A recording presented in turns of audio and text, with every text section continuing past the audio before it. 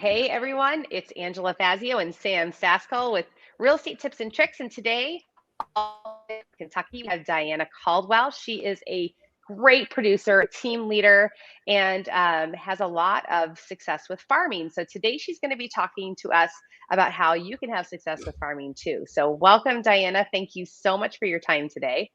Thank you for having me. Great topic. I'm excited I know about this one. I'm passionate about farming because it's worked for us for many years. So thanks for having me. Absolutely. So, get us started. Tell us a little bit about yourself and then just start with your tips. Okay, sounds great. So I'm Dianna Caldwell. I'm located in Northern Kentucky, which everyone says, what's Northern Kentucky? It's actually on the border of Cincinnati and Southeast Indiana. So we're licensed in all 3 states, and we do business in Cincinnati, Northern Kentucky, and Southeast Indiana. We have been in business. We've had a team here since 2005. So that's kind of a quick overview of our team. There's 10 of us, and we do business in all 3 states. Awesome. We're really excited to hear how you implement farming. And like everyone says farming, but they don't always mean the same thing.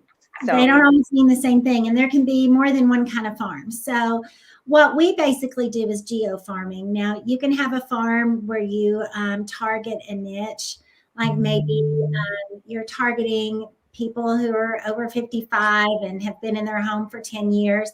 And that's definitely a farm that you can work. There's all kinds of different farms, but what we do is geo farming, and we do it in a neighborhood, but really more than a neighborhood, it's a section of the county, and it's really where I live. And the biggest key to farming and how to get started in it is to be prepared for the long haul. You have to be consistent. And when you start it, you can't start it and a couple months later say, I haven't gotten anything from it, so I'm going to stop. It may take a year before you actually get a deal from it. So the biggest thing is to be consistent and to have a consistent message. So we have mailed postcards to this neighborhood area for going on 15 years. Wow. And it pays off because we do a lot of business in the area, and a lot of people who call us will say, I see your face everywhere, or, I know you sell everything out here. Well, that's the perception for sure. So anyway, it's just all about being consistent with our message. And I lost sound. Okay. Yeah, we lost sound for just a second. So being consistent with your message and what? And how often you do it, being consistent with when you do it. And like with the postcards, I know that people are going to throw them in the trash. It's okay. That's right. What I expect them to do. But we still send out a very high quality postcard. I don't want to send out anything cheap or anything that looks like we just ordered it online or whatever. So we do 2 different types of cards, and we alternate them from month to month. So one month, it's a proof of success card. It's everything that we may have listed and sold in the neighborhood. So it's basically, just all the houses that we've listed and sold. And then on the back, it's pretty much the same, the same message here. One month we'll do a white bordered card or white background card. The next month it's going to be a blue background. I don't think I have a blue one here, but we alternate the colors, but it's still the same branding. Everything looks the same. And then the next month we do what's called a disruption piece. So it's going to be more of still our branding and everything on the back, but the card. That's huge. Yeah, the card's going to be a different size, and we do different sizes and messages, but like this one was a real cute one. That's cute. Yeah, but this one is something where they'll just pick up the card, and all I really care about is that they flip it over and read the back. And on this one, at this time, we had buyers looking in the neighborhood, so it just said our team has 5 pre-approved buyers looking to make your neighborhood their home, thinking of selling. Call us for a confidential consultation. So that would be one of those. Do you mail that big one? I don't see where. Yeah, these are actually done by EDDM. So And we use a printer. We couldn't find a printer locally that did the cards the way we wanted them, because like I say, these are really nice quality. They're all, every month it's a different size. That one looks huge. Yeah. I know. If you How go big to is that? you would notice it, wouldn't you? I mean, even Yeah. though That, like, you can use that, as a yoga mat when you're done with Yeah. it. Yeah. Recycle, recycle, recycle. Exactly. I wish I had it, but we had one that was actually a full page, like a full 11.5 by 12 page. And it's got every address we ever sold over the last 16, 17 years in that area. That's And cool. Wow. it said, so many homes, so many, families, all this stuff. So, I mean, it literally just talks about our success. So, but when you do the disruption pieces, it's something different, and they're at least going to notice it and flip it over and see who sent it to them. Mhm. So it's really just about face recognition. Yep. So you hit them once a month. You hit the whole. once a month. And this is one, we call it a yikes card. This is where we had someone actually looking in the neighborhood, and it just says, "We need a house in your neighborhood."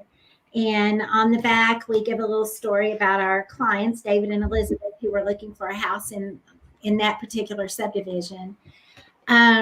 We also, as part of farming, we do a lot for the community, just try to stay top of mind in the community. One thing that's been super popular the last couple of years has been our trunk or treats. And so this is a piece we mail to the farm, and it's inviting them to a trunk or treat. And so this year we partnered with the school, the elementary school, and we did it in their parking lot, and the PTA helped us put it on. So really, Nice. they did the work this year. That's awesome. And we probably had 1,500 kids come through it. And the way we do it is we partnered with the school. We use the bus loop for all the trunks, people to set up their trunks with candy. The county brought out a big bounce house slide thing that they provided. And then we just got the word out on doing it. So the way we got the trunks, we door knocked all the businesses in the farm, all the businesses that are in the neighborhoods there, and just door knock the businesses and ask them if they would be interested in doing a trunk. And most of them say yes. It's a Saturday for 2 hours, and it lets them get their work, their message out. So we had tons of trunks set up. All the builders sent a rep out, and they all did a trunk. And they give out candy, and we have music going, and that's in our farm, and everyone knows we do it. So, you know what, Dianna, that's genius, because not only are you involving the businesses in the community in something that works for them, that gives them good favor with the neighborhood, but now you're getting to know the business owner. So I'm assuming that they become part of your follow-up. I'm assuming that they become part of your client database. Yeah, absolutely. Yeah. And so, that's just one thing. But so how many people are in your farm? Like, how many do you know? This farm is pretty small. It's only 2,500 homes. That's small. Yeah, it's small. There's only like 2,500 people like in her whole world. Yeah, and we'll hear about agents who have a farm of 20,000, and oh wow, every week. That's bigger than my town. So I mean, oh, that's funny.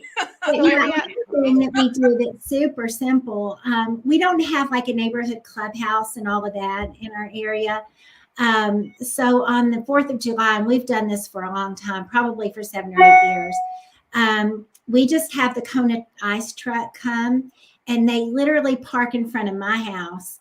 And we send postcards out to the whole farm. We also, sometimes if we've got time, we'll go out and door knock and just invite people to stop by my house for Kona ice. And you wouldn't believe how many people come. And we'll have cornhole going on in the front yard, and we've got music playing, and it's a good time for a couple of hours. But we do it on the 4th of July from like 1 to 3 or 2 to 4. Mm-hmm. And the same people come every year and tell us how great it is. So that's good. It's just staying top of mind. So So what do you do for Christmas? Yeah. For Christmas, we're working on that right now. We do a Pictures with Santa, and we do those at my church. So we just have Santa for a couple of hours, and invite everyone to come and do that. So this year we're hoping. We usually have a magician that comes, but he's not available this year. So we're trying to rent a Grinch so we can have a Grinch. That's awesome. Grinch. Rent a Grinch. So here's what I hear. You've got postcards every single week. They have call to action on them, which means on your postcards, you're not just putting your face on there. You're asking them to take some action, whether it's contact you because they might want to sell or whatever it is. Then you have various events during the year. And you mentioned trunk or treat, your 4th of July, your Christmas one. And the purpose of those is to get face to face with people, have an excuse possibly to door knock and invite them. It fills one of your pieces that you have to think of every single month.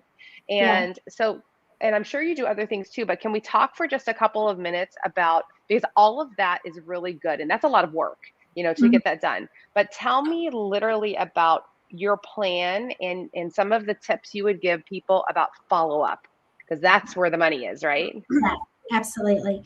And you know what? The money really is, especially with the events, it's really all in the invite. Rich.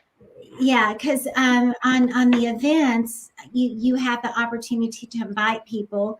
So, we may send a card to the neighborhood, and then we may door knock with a flyer and invite them. And then they come to the event, and then we thank them for coming to the event. So it's really all in the marketing of it all the way around. So you hit them again to thank them for coming? Is that absolutely. Yeah. Okay. And so like for most events, we'll do a Facebook page too, inviting them. So that gives us another chance to thank people. Good point. Is that a separate page or is it like an event on Facebook? An event, yeah. Okay. So, do you have a closed Facebook for your farm where people can interact with each other? No, we don't. That's probably a good idea. We, in my neighborhood, which is about maybe, I don't know, a third of the farm, we have our neighborhood Facebook page. So I try not to jump on there with new listings or anything that makes people get tired of seeing my face. Right. So we really only post anything out there that's an event, So we'll post the trunk or treat, or we do an Easter egg hunt. We'll post that, that sort of thing. But I don't interact on there with my, just sold this or just listed this, because then people don't want to see your face. Yeah, I agree with you. Right. You have to give them sell. Yeah. You have to give them something of value. Mm-hmm. One of the coolest things that I saw an agent do that was, I can't even imagine how much work it was, but somehow she did it effectively, is she did 2 things with her farm. One was she found out all of the people in the farm that have their own business or was working for maybe a small business, and somehow created a directory to cross-reference so that they would refer each other, of course, including the real estate agent, right? And then the second thing with that information is she would always do, I don't even know if it was once or twice a year, a community garage sale. And then she would know that the people would be there, and she would go from garage sale to garage sale to garage sale with pop-by gifts, and just use that time to make really personal interactions with the people. She said it was exhausting, but super effective. Oh, I think that's a great idea. We have a neighborhood garage sale twice a year. I should do pop-bys during the garage. Like divide and conquer with your team members and come up. She used to come up with like silly little cute pop-by gifts that were cheap. Something with Kool-Aid that was cute. I don't even know. Yeah, I'm sure it's all fun on Pinterest. Yeah. There's tons of those pop-by ideas on Pinterest. Yeah. So what great ideas, Dianna. I know that everyone I've ever talked to that really makes a habit and a long-term plan for farming is always so glad that they did, because it's long-term relationship building and it's relevant and it's giving back. So congratulations on all your success with your farming. That's fantastic. Thank you. Yes. Do you have any last minute advice for somebody who wants to get started other than don't be a weenie and give up too soon and be really consistent? Yeah. Those are the best advice I can give you. I would say that, when you're picking out your farm, choose an area. I mean, if it's your neighborhood, that's great. But if it's not, or if your area doesn't have enough turnover, you want to look for at least a 5 to 6% or more turnover rate in the area. Otherwise, enough people are not moving to make a difference for you. So definitely check on the turnover rate. And maybe you don't start with 2,500, maybe you start with 500, and 6 months later you add another 500. That's kind of how we did it. We didn't start out doing 2,500 postcards a month. We just started out and kept it consistent, and then as our farm grew and our business in the farm grew, we added more streets or more smaller neighborhoods. So that would be the best tips to give you. Perfect. So, that was go ahead. I was going to ask if she could throw in the comments who she gets her postcards from. Yeah, I can do that. Well, actually, I'll have to get that from my marketing manager because I honestly haven't. We do. These are done. Are the ones that are approved for success or just listed, just sold. All these we do these locally. Okay. But any of our other these we do. Large.